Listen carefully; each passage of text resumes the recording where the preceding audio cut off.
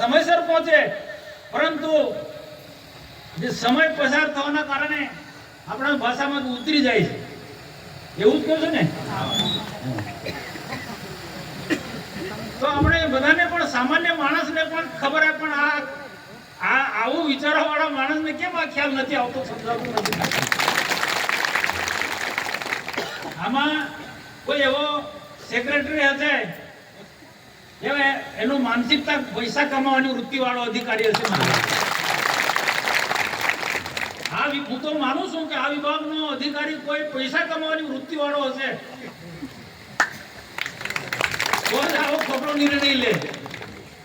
કઈ આમાં સુધારો વધારો કરવો હોય તો સરકાર સુધારો વધારો કરી શકે છે. ક્યાંક વાલીઓની ફરિયાદ હોય, એસએમસી ના સભ્યો સાથે પણ આપ જોડાયેલા છો. વાલીઓનું જે કમિટી હોય છે ગામમાં, સ્કૂલમાં, સ્કૂલ મેનેજમેન્ટ કમિટી, એની સાથે પણ પરામર્શ કરવો જોઈએ. ક્યાંક આવી કંઈક રજૂઆત હોય કે ફરિયાદ હોય તો ઉકેલ લાવવો જોઈએ. પરંતુ આ મધ્યાહન ભોજન એ ગામમાં ચાલુ જોઈએ, ગામની શાળામાં જ ચાલુ જોઈએ. આવા કોન્ટ્રાક્ટરને એક કમાવાની વૃત્તિથી આમાં કઈ સરકારને આવકનું થોડું થવાનું છે, ના આવકનું સાધન થોડું છે. આ મને તે સમજાતું નથી કે આવો નિર્ણય લે છે, યોગ્ય નિર્ણય નથી. મેં લખ્યું છે અને હજુ પણ લખી, અને એટલા જ માટે અહીંયા થોડા દિવસ પહેલા આપણા બધા આગેવાનો મળ્યા હતા. દક્ષિણ ગુજરાતમાંથી પણ ઘણા બધા આગેવાનો કેવડી ગામે અમારો કાર્યક્રમ હતો, તે દિવસે તમે આવ્યા હતા. ત્યારે પણ મેં જાહેરમાં કીધું, ને આજે પણ અહીંયા બધાની હાજરીમાં કહું છું કે આ લડાઈ તમે એક વિસ્તાર નહીં, એક બે તાલુકા નહીં, આખા ગુજરાત વ્યાપી આ લડાઈ લડો. અને અહીંયા ગુજરાતભરના હોદ્દેદારો છે, મને આનંદ છે.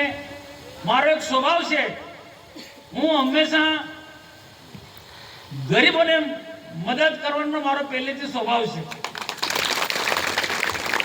આપ ખૂબ ગરીબ પરિવાર સાથે જોડાયેલા મધ્યાહન ભોજનના સંચાલકો છો, કોઈ સમૃદ્ધ પરિવારમાંથી નથી આવતા.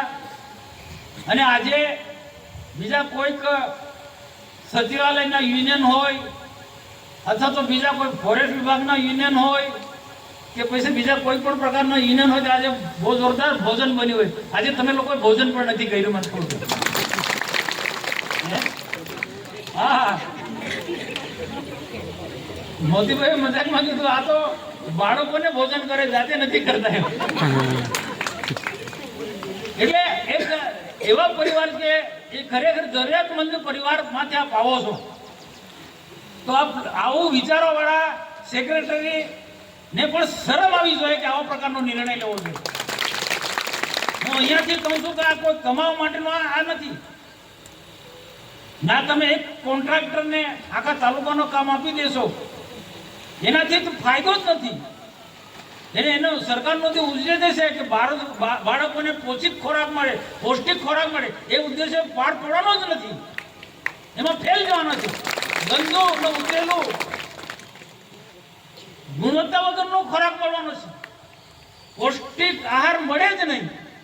તો આવો નિર્ણય સરકારે કર્યો છે. તે હું વિનંતી અપીલ કરું છું અહીંયાથી, આદિવાસીની કુળદેવી મહારાષ્ટ્ર, મધ્યપ્રદેશ, ગુજરાત ના 3 રાજ્યોના આદિવાસીની કુળદેવી છે.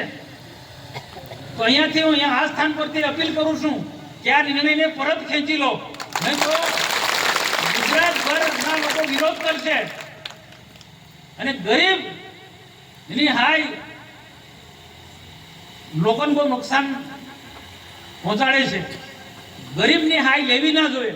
હું જોઈ શકું છું, ગરીબ પરિવારના જરૂરિયાતમંદ ગરીબના ભાઈઓ અને બહેનો છે,